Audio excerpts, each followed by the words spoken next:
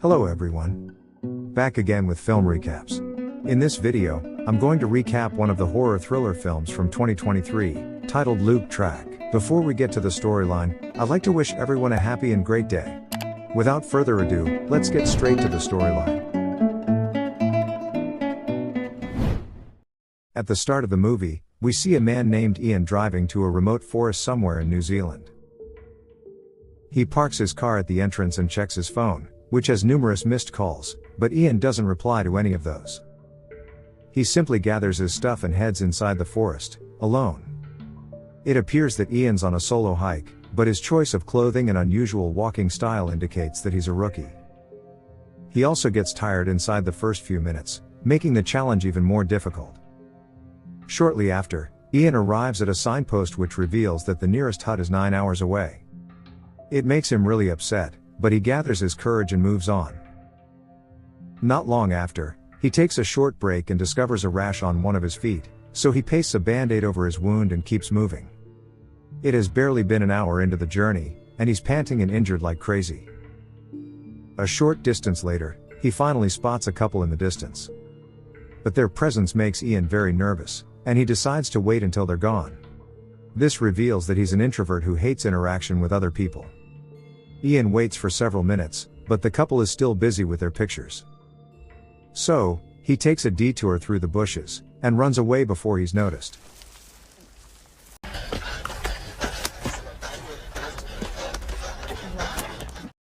In the next scene, Ian sits on a comfy spot and decides to have a snack. But the moment he opens a packet of biscuits, a hiker named Nikki appears. Nikki talks a lot and asks several unnecessary questions. Ian, who's already anxious and scared, fails to come up with responses. He simply gets up and prepares to leave, but Nikki somehow convinces him to move together. As the two walk, Nikki keeps on blabbering about irrelevant stuff. It's almost like he's talking to himself, as Ian doesn't have the energy to utter a single word. At one point, Ian says he needs to pee and asks for some privacy, but Nikki simply turns to the other side, as he doesn't want Ian to run away. After several more hours of walking, the duo finally makes it to the cabin. The introvert Ian once again tries to escape, saying he'll proceed to the next cabin. But when Nikki reveals that it is a day's walk away, he reluctantly changes his mind. They then finally enter the cabin, where the earlier couple, Monica and Austin, are already present. Nikki quickly befriends them and engages in conversation, but Ian just wants to rest. Later that night, we see Ian frying some meat in the kitchen. When Nikki shows up, Ian gets so nervous about being waited that he retrieves his meat from the stove, despite it being raw. Nikki is perplexed by his behavior, and tells him to finish his cooking. Ian reluctantly obliges, but then, he ends up overcooking the meat, causing a fire to break out. He's now frozen in fear and doesn't know what to do, so Nikki and Monica help putting the fire out. Embarrassed by what he just did, Ian quietly throws his stuff outside, and sneaks out of the cabin. But as he reaches a bit further, he notices a mysterious figure in the dark. Terrified, he quickly turns back and returns to the cabin. He then has a short conversation with Austin, who appears to be more sensible and quiet. That night, Ian has trouble sleeping because his mind keeps imagining things. In the morning, Monica notices the stress in Ian's eyes and asks if he slept properly, but Ian simply responds with a yeah. Despite the fire incident from the other night, Nikki doesn't seem angry at all. He happily reveals that all four of them will continue the rest of the hike together. Ian is expectedly against it, as he is scared of interactions, but when Nikki gives him a pair of hiking socks to protect his rashes, he changes his mind. Following this, the group packs their stuff, and heads out to explore the woods. Everyone seems to be sharing their stories and experiences, except for Ian, of course. He just wants to reach the next destination and get rid of these weird people. At one point, Monica hands him her phone and asks to click a selfie. Ian is obviously uncomfortable with the idea, but he does it for her sake. Later, the group has a short snack break by the river. The couple talks about how they have not seen any birds in the forest, which is kinda weird. Austin then mentions that he saw a dead animal the earlier day, but failed to recognize it. Upon hearing this, Ian is once again left in deep thought. But the group quickly changes the topic and asks about his personal life. Ian hesitantly reveals that he was married once, but now he's single. The others try to ask more questions, but Ian excuses himself and heads inside the woods to take a leak. There, he notices scratch marks on the tree along with blood. This scares Ian shitless, so he quickly returns back to his group. He then informs them about what he saw, but they simply assume it was some animal. Next, the group continues their journey, and keeps walking for several hours. Ian, as usual, is anxious. He turns around and sees something in the distance, which makes him assume they are being followed. He then relays this information to the others, but even after a proper look, they don't spot anything. In the next scene, the group reaches another cabin, where they decide to rest for the night. They find 2 backpacks, possibly belonging to women, but there's no one around. This once again makes Ian feel uneasy, and several negative thoughts start running through his mind. Shortly after, the group finds a guitar and has a fun time singing and dancing, but Ian just sits by the fireplace. Later that night, he has trouble sleeping as usual, so he decides to walk around the cabin. Nikki interrupts his weird moment and asks if he's alright. Like a shady drug dealer, he offers Ian some sleeping tablets, which the latter consumes without hesitation. Ian finally expresses his frustration about not being able to sleep, and also claims that he's a loser who is good for nothing. Nikki feels really bad for him, but the best he can do is offer some words of encouragement. After he goes to sleep, Ian continues walking around the cabin, but his eyes soon fall on the abandoned backpacks. Ian finds a camera in one of the bags, which he opens without thinking twice. He then comes across several pictures of 2 girls hiking through the forest. Everything seems normal, but in one of the pictures, Ian notices a strange man keeping an eye on the girls from a distance. When he zooms in, he is shocked to learn that the man is none other than Nikki. Ian tries looking for more information, but all of a sudden, the pills he took earlier have started kicking in.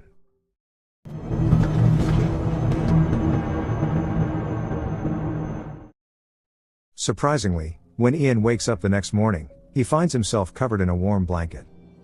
Monica asks how he ended up on the floor, to which he replies that Nikki gave him some sleeping pills. He then says he wants to show her something. At the same time, Nikki and Austin return to the cabin, and Nikki reveals that he was the one who put that blanket over Ian, so he could sleep peacefully. But Ian doesn't trust him, so he pulls out the camera and tells everyone that Nikki was stalking the 2 girls.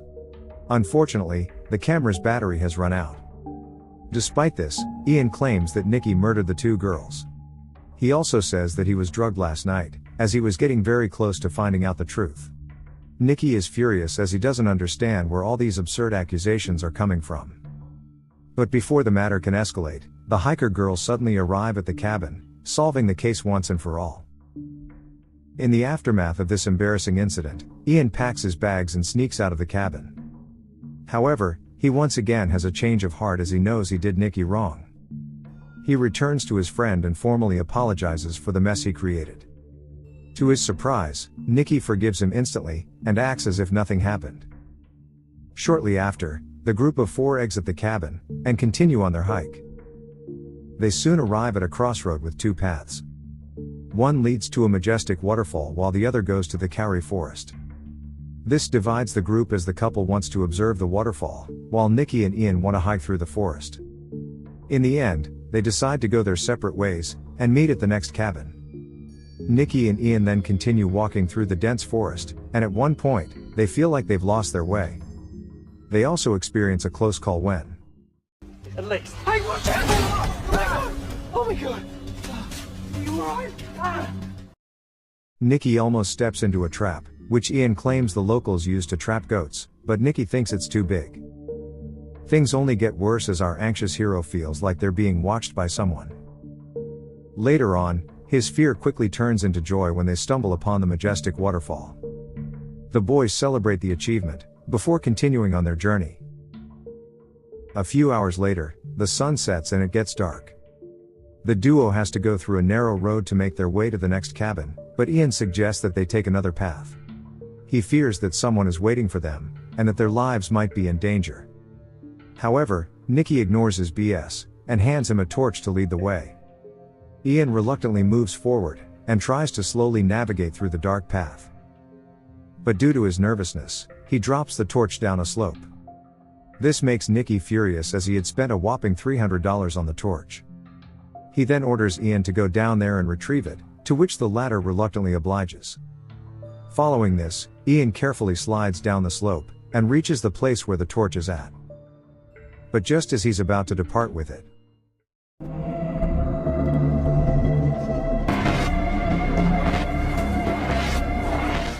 he notices a strange figure there, and makes a run for it while screaming. Monica and Austin happen to be nearby. Nicky also arrives at the scene, and they all start looking for the creature that supposedly chased Ian. However, even this time, they find nothing. When they reach the nearest cabin, Austin, Monica, and Nicky believe that Ian is not mentally fit to continue on this hike, so they must get him out of here. Since the couple is on their honeymoon, Nicky decides to take the fall. The three of them then tell Ian about their plan in the kindest way possible. It's almost as if they are talking to a 9-year-old kid. Ian also realizes that he's becoming a burden to them, so he agrees to their plan. As soon as the sun rises the next morning, Ian and Nicky start their new hike towards the city. A few hours later, Nicky gets the sudden urge to poop, so he excuses himself to a corner. But when he doesn't return for a while, Ian starts getting worried. He goes to check, only to come across a shocking sight. The scene then cuts to Monica and Austin, who are casually returning from the cabin, right when they are approached by a terrified Ian, who repeatedly says it killed him, and ate him. He also urges them not to proceed forward and instead take another route. However, the couple believes that he has gone mental. When Ian keeps warning them not to go in that direction, Austin points a knife at him, asking him to stay away.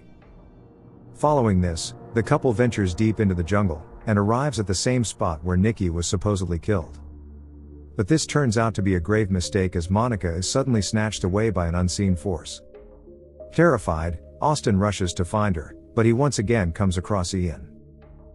Thinking that he's the killer, Austin starts attacking him, but he suddenly stops when he sees his wife's mutilated remains in the distance. Austin begins sobbing uncontrollably.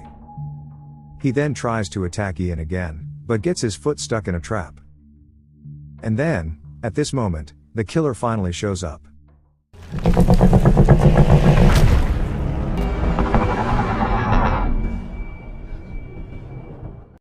It turns out to be a massive bird-like creature. The boys are frozen in fear by what they saw, and then rush to the cabin and lock all the doors and windows. Now that Austin is gravely injured, it is the coward Ian's job to protect them. He tries grabbing as many weapons as he can to confront the monster. He also assures Austin that they will make it out alive, but the latter doesn't seem too optimistic. Just then, the creature shows up. It hits the door several times, before it finally breaks through. Here, we can see how big it is. The first thing the creature does is stab Austin with its pointed beak, killing him instantly. But when it's Ian's turn, he puts up a solid fight. Despite being a total loser, he turns out to be a formidable fighter, as he grabs the monstrous bird by its neck. He also presses his finger on its eye, and then chokes it violently with all his might, until the bird stops moving.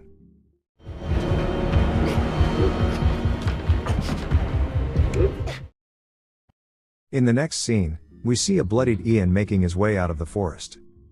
After endless hours of walking, he arrives at the same signpost that we saw at the start of the movie. Ian breaks down in tears as he realizes that his nightmare is finally over.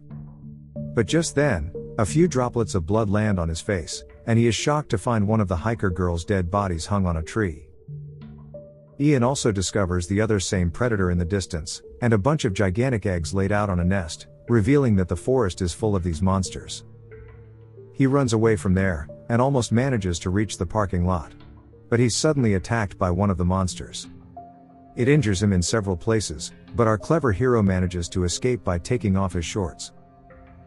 He desperately runs until he reaches the parking lot, but since he doesn't have the keys, he's unable to get inside his car. And so, he keeps running, until he finally arrives at the main highway.